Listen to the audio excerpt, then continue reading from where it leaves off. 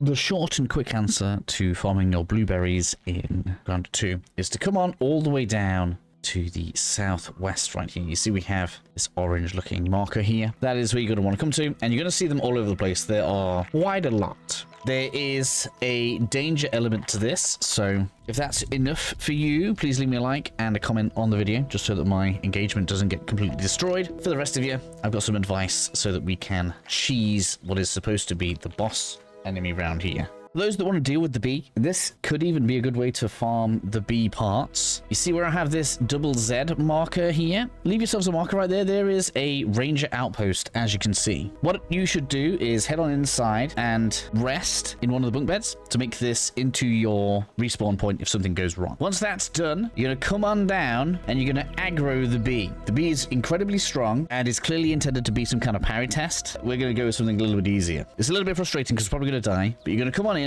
The bee is going to be around here. Stay on your ant, and then you're going to run back out. The bee will chase you quite far, and you want to try and keep it so that it's aggroed on you as you bring it back towards the base. You see, the good thing about us putting that ZZ marker on there is I know exactly where I'm going, and we're going to bring the bee all the way back. Once you get back, your ant is going to disappear. So I do recommend loading anything valuable onto the ant. That way you can't lose any of it. And then we're going to head on inside and lure the bee into the base.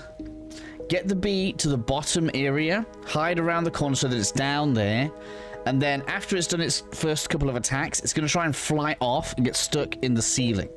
This, of course, could get patched, but it doesn't really matter because now, anytime that you die, you're just going to literally respawn right in front of the bee so that you can continue doing damage to it. With that being said, make sure you have unequipped your armor or anything that you don't want to get damaged, and that way you can kill the bee. With the bee down, we can now farm the berries freely. All we need to do is knock them down. Sometimes they'll move, as you can see, but you need to chop it into pieces so that you can harvest the chunks. Take this back to the base to research it, and then turn it into your blueberry leather for whatever it is that you're building.